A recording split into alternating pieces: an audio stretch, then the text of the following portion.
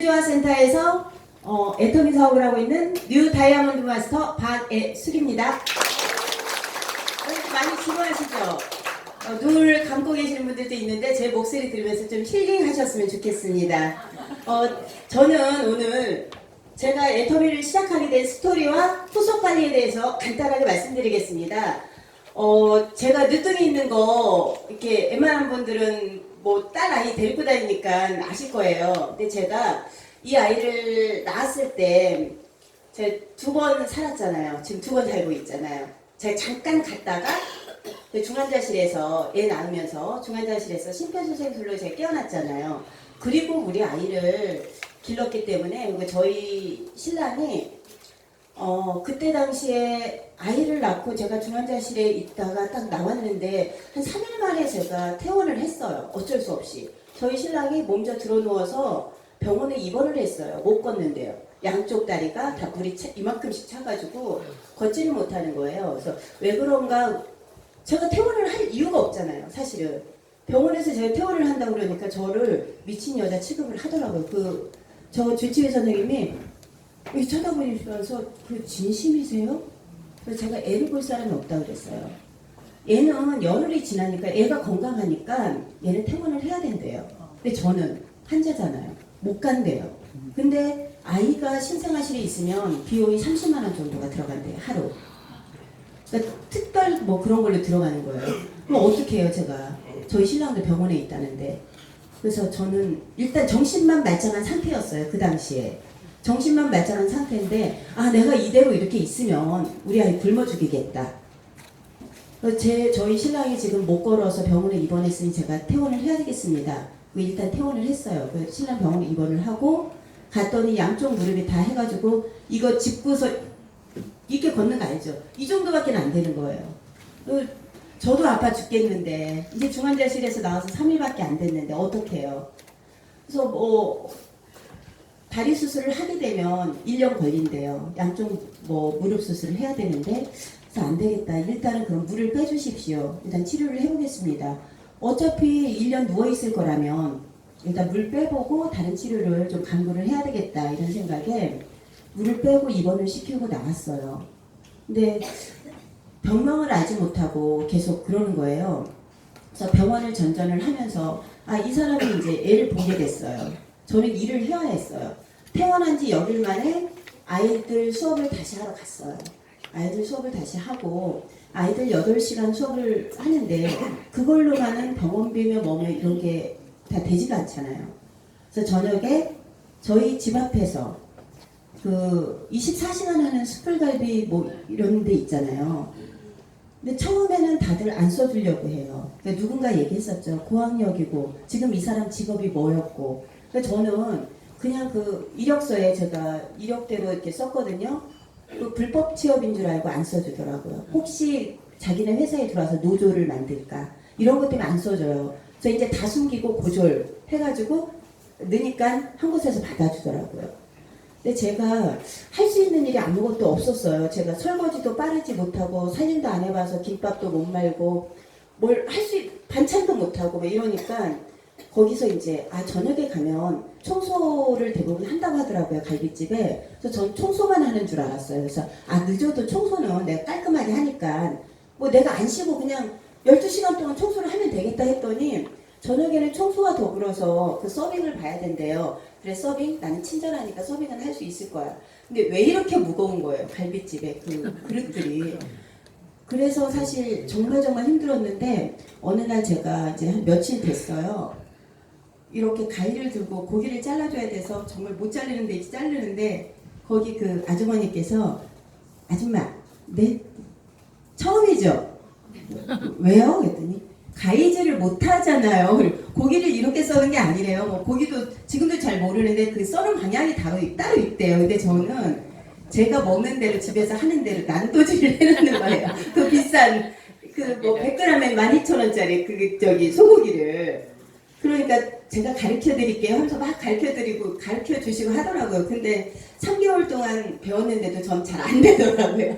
이게 가위가 너무 무거운 거예요. 손목이 너무 시리고 손목이 너무 아픈 거예요. 그러니까 왜냐면 제가 애 낳은 지가 며칠 안 됐잖아요. 근데 그걸 숨기고 갔잖아요. 근데 거기서 나중에 얘기를 하더라고요. 도대체 저 여자가 살이 쪄가지고 엉덩이가 이만할 거 아니에요. 수술을 하고 부었고 막 이러니까 몸이 둔해서 저런가 보다. 근데 이제 한 달 지나고 2달 지나고 3달 지나니까 몸이 좀 날렵해지잖아요. 그러니까 이제 익숙해지나 보다. 나중에 애기 100일이라고 제가 소고기를 사러 갔더니 깜짝 놀래요. 애 낳은 지 얼마 안 됐냐고. 근데 제가 애를 출산을 했다 그러면 그것도 수술해서 중환자실에서 나왔다 그러면 누가 저를 써주겠어요. 근데 제가 그 당시에 거기서 12시간이잖아요. 저녁 10시부터 다음날 10시까지. 그리고 나서 2시간 자고 다시 아이들 수업. 그러니까 2시간씩 그렇게 3개월을 하다 보니까 제가 어느 날 수업을 하다가 이렇게 말을 하고 있었어요. 근데 깨어나 보니까 저녁 8시예요. 그냥 그대로 기절을 한 거예요. 몰랐어요. 근데 애들이요 저한테 이불을 덮어주고 애들이 살짝 간 거예요. 다들 그냥 한참 설명을 하다가 그냥 그대로 그 과정을 거치면서 제가 그때 왜 제가 그렇게 할 수 있었느냐. 저는 몸이 너무 약했어요. 제가 우리 아이 그 서연이를 낳을 때까지도 임신했을 때도 47kg를 안 넘었어요. 많이 가봤자 몸무게가 나가봤자 45kg. 근데 지금은 엄청 이게 지금 막 이렇잖아요. 이 아이를 굶길까봐 내가 이러다가 내 자식을 굶기겠구나. 그러니까 그 부모 마음이 제가 어떤 마음인지 그때 알았어요. 제가 큰애 둘째 키울 때는 몰랐어요. 그런 거를 30대에 나왔기 때문에 전혀 몰랐고 이 아이는 제가 44세 낳았잖아요. 44세 낳다 보니까 늦게 낳고 그때는 그래도 형편이 괜찮아서 아이들한테 해줄 수 있는 거 다 해줬지만 이 아이는 해줄 수 있는 게 없었어요. 제가 저희 남편과 헤어지려고 마음먹고 헤어집시다 했을 때 얘가 이미 뱃속에 3개월이 돼 있었기 때문에 그때 알았던 상태라 경제적으로 제가 너무 힘들었었거든요. 애 아빠가 공부방을 제가 막 시작했을 때 그 척추에 문제가 생겨서 1년을 누워 있었어요. 그래서 아파트 집을 빼서 그 보증금이 없는 데 있잖아요. 예, 원룸 그것도 지하, 반지하도 아니에요. 지하더라고요. 거기에 가서 제가 공부방 계속 운영을 하면서 이렇게 있었는데 그때 당시에 3개월 걸 내라고 하는데 120만 원을 달라는 거예요. 3개월. 120만 원이 없었어요. 보증금으로 전부 빼가지고 얘 아빠 치료 받고 하니까 저한테 80만 원 있었어요. 그래서 저희 학부형한테 전화를 했어요. 고모, 나 지금 이삿짐을 가지고 왔는데 3개월 걸 내래. 나 2달 거밖에 없어. 그랬더니 40만 원 보내주시더라고요. 그래서 그걸로 3개월 하고 거기에서 정말 제가 열심히 해서 저희 박정수 사장님은 거기까지는 몰라요. 제가 말을 잘 안 했기 때문에. 그때 당시에 이제 저 열흘 동안 이제 언니가 와서 이렇게 좀 케어를 해주는데 저희 신랑이 병원 갔을 때는 저는 직장 나갔다고 거짓말하고 언니가 와서 나 케어를 해주고 또 이제 신랑 병원 가는 날마다 이제 언니가 와서 열흘 동안 그렇게 해줬거든요. 그리고 나서는 내가 나가는 걸 몰래 해야 되기 때문에 오지 마 언니 이제 괜찮아. 그리고 이제 언니한테 못 오게 했었어요. 그때만 해도 제가 지하에서 3개월 만에 이제 다시 지상으로 2층으로 왔을 때 언니가 이제 온 거였고 초창기에 그러다가 1년 만에 이제 아파트로 가서 공부방을 다시 시작하고 그런 상태였기 때문에 저는 내가 늘 내가 만약에 쓰러진다라면 우리 아이가 안 되겠다. 그 아이 때문에 무언가를 찾게 됐어요. 그래서 4차 산업혁명, 4차 산업혁명 하잖아요. 제가 아이를 낳고 나서 방통대에 유아교육과에 들어간 거예요. 내가 만약에 애들을 가르치다가 만약에 안 되면 왜냐면 60 넘으면 안 될 것 같더라고요. 아이들이 저한테 배우고 싶을까요? 젊은 선생님한테 배우고 싶잖아요. 초등학생은 그래도 괜찮아요. 중고생들은 더 심해요. 예쁜 선생님 저보고 애들이 그러거든요. 우리 선생님 반백이야 반백. 막 놀려요. 이제 그럼 고등학생들은 걔네들은 더 심하잖아요. 지금은 가르칠 수 있지만 내가 더 나중 되면 내가 이 아이들을 가르칠 수 있을까? 제가 개인적으로 미적분과 삼각함수를 굉장히 좋아하는데 이 글씨가 이제 안 보이기 시작하는 거예요. 특히 미적분에는 글씨, 조그만 글씨들이 기호들이 많이 들어가잖아. 이게 안 보여서 찍어서 핸드폰으로 이렇게 확대를 해서 보는 거예요. 애들한테 써달라고 하는 것도 한계가 있잖아요. 그러다 보니까 나는 60 넘으면 안 되겠다. 그럼 뭔가 대안을 찾아야지. 얘가 초등학교 졸업하면 내가 60인데 더 이상 뭐가 안 되면 안 되잖아요. 이 아이 때문에 뭔가 지속 가능한 직업을 찾기 시작했어요. 그래서 AI 시대가 와도 AI 인공지능이 전부 점령을 한다 해도 인간미로서 터치할 수 있는 육아 사업은 절대 무너지지 않을 것이다. 이 생각을 하고 유아교육과에 들어간 거예요. 그래서 작년에 제가 저희 센터장을 만났을 때 3학년이었어요. 작년 요맘때 처음 만났거든요. 제가 지금 눈이 오늘도 빨개가 보니까 눈이 왜 그래? 면역력이 떨어져서 그래요. 저는 이렇게 보면 알겠지만 제 손이 막 얼룩덜룩하죠. 날씨가 좀 이상하거나 제가 몸이 안 좋거나 그러면 여기에 그 파란 반점들이 막 나타나요. 그게 왜 그러냐면 제가 알러지성 그 피부를 가지고 있고 알레르기가 심한 사람이라서 면역력이 떨어지면 염증이 전부 막 온몸에 다 생기거든요.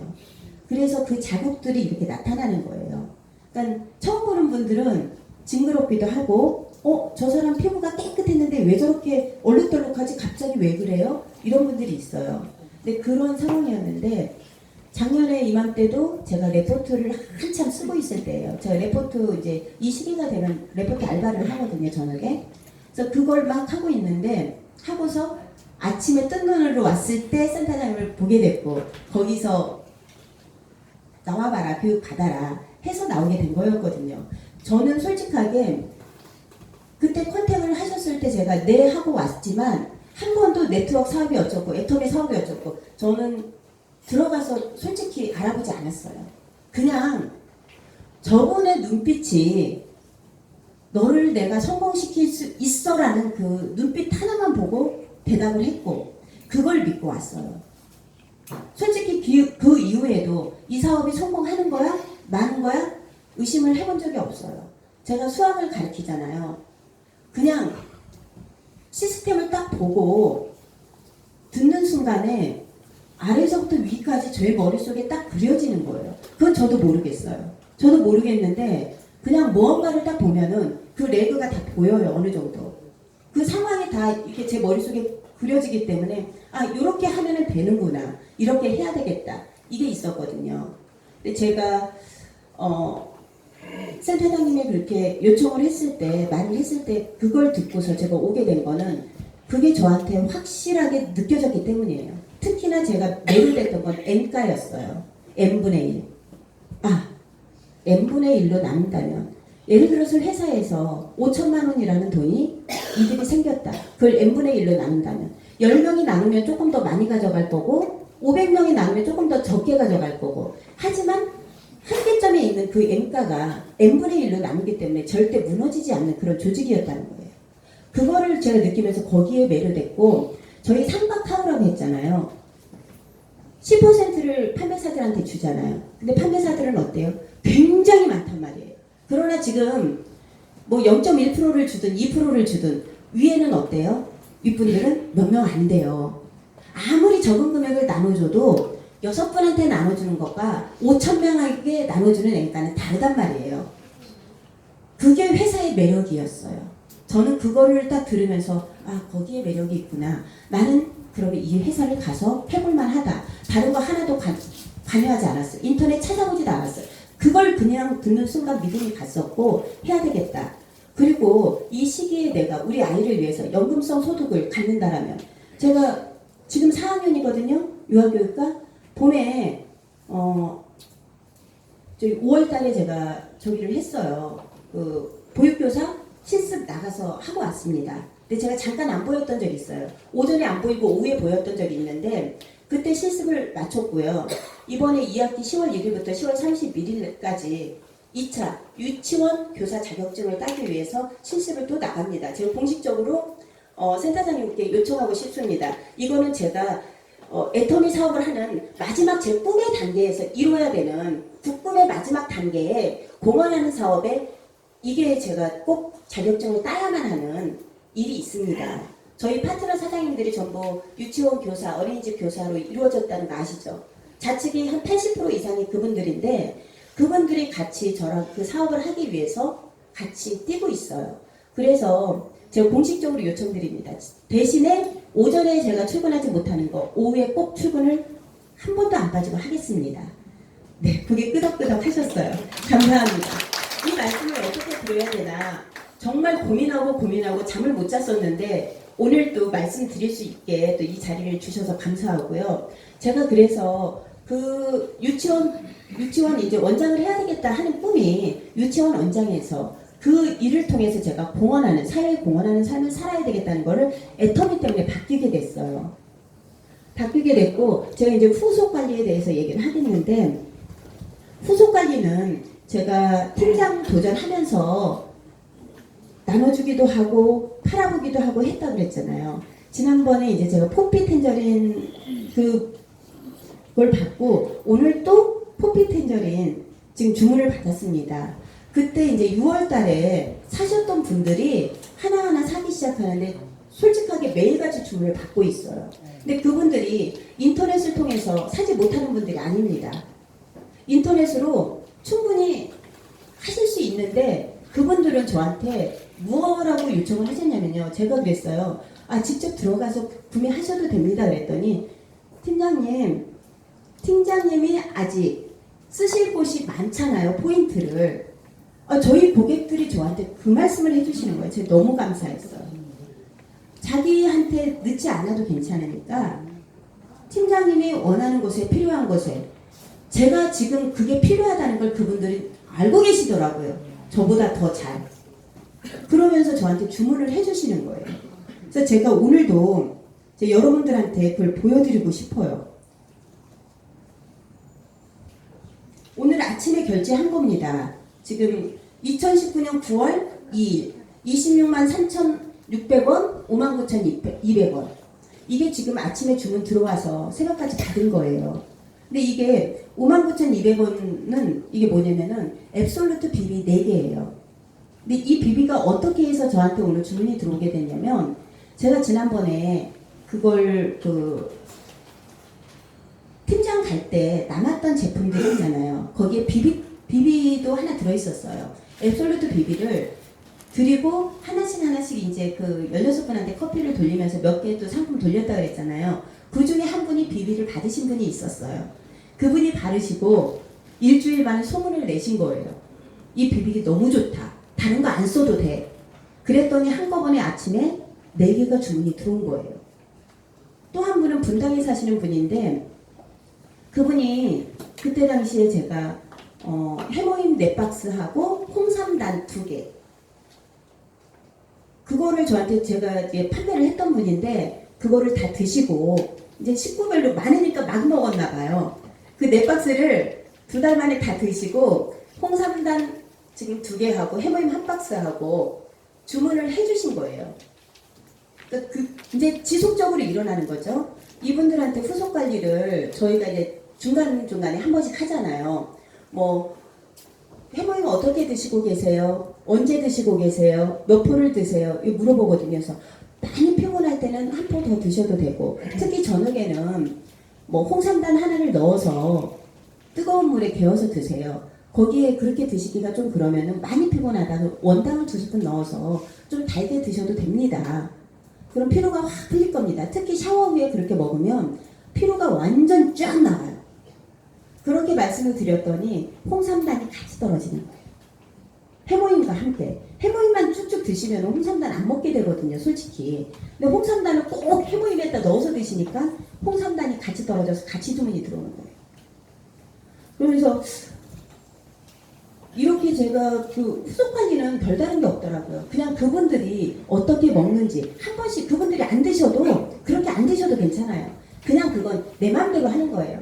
그분들이 지 맘의 법칙에 의해서 지 맘대로 먹지만 나는 내 맘의 법칙에 의해서 내 맘대로 설명을 해드리는 거거든요. 그렇게 설명을 하고 또 뭐 이것도 이제 이렇게 한번 드셔보세요. 또 설명을 하고 그러다 보니까 그분들이 지속적인 이렇게 상품 구매가 이루어진다는 거예요. 그래서 아마 저랑 이제 저희 파트너분들 같이 다니시는 분 알겠지만 매일같이 전화가 와요. 아주 작은 것부터 큰 것까지. 근데 그런 게 후속 관리는 별다른 게 아니더라고요. 그런 것들 한 번씩 감성을 터치해주고 어떻게 드시는지 한번 얘기해보고 또 문제는 없는지. 근데 어떤 분은 또 지금 한 3일 됐어요. 그분은 온몸에 두드러기가 갑자기 났다는 거예요. 머리끝에서 발끝까지 다 났대요. 그래서 제가 혹시 해모임이랑 소포라킨 말고 다른 거 드시는 거 있으세요? 그랬더니 자기 언니가 제약회사를 다녀서 여러 가지 비타민부터 시작해서 영양제를 엄청 주시는 거예요. 병원 가보세요. 과다복용. 영양제 과다복용인 거예요, 그분이. 그래서 갔다 왔는데 약을 좀 끊으세요 그랬대요. 그래서 제가 다른 거 다 끊으시고 해모임과 소포라킨만 드세요. 근데 이분이 뭐라고 그러냐면 해모임까지 끊으라고 했대요. 한 이틀 안 먹었는데 도저히 자기는 해모임을 안 먹고는 못 견디겠답니다. 그래서 그럼 2가지만 드세요. 그래서 지금 2가지를 또 드시고 계시거든요. 싹 들어갔대요 또. 그럼 그런 분들도 있다는 거예요. 근데 어떤 분들은 본인이 기존에 먹던 약들이 있고 또 해모임과 뭐 저희 거 뭐 오메가3라든지 이런 것들을 섭취를 하다 보니까 어떻게 해요? 과다 복용에 대해서 이게 부작용 아니야 라고 생각할 수 있잖아요. 근데 그런 부분들도 여러분들이 한 번씩 전화를 해서 팔기만 할 게 아니라 어떻게 먹고 있는지를 알아야지 된다는 거예요. 그래서 그런 부분을 좀 터치를 하니까 조금 지속적인 그 관리가 되고 또 지속적으로 판매가 이루어지지 않나 싶어요. 그래서 저는 제가 말씀드린 대로 이런 지속적인 관리에 의해서 제가 12월까지는 도전의 12월까지는 오토 판매사 12번을 채우진 못하지만 이제 한 달에 200 정도는 수입이 생길 수 있는 그런 그 수익 구조로 제가 지금 진행을 하고 있지 않나. 계속 빨라지고 있거든요. 문자가 오는 것도 빨라지고 판매가 이루어지는 것도 빨라지고 포인트가 올라가는 것도 빨라지고 있어요. 저희 스폰서님들은 저희 팀장님도 굉장히 놀랍다고 그래서 자기도 그렇게 해보겠다고 하시는데 정말 저도 놀래요. 이렇게 빨리 이렇게 되는구나. 여러분들도 도전하실 분들은 열심히 도전을 한번 해보시고 겁먹지 말고요.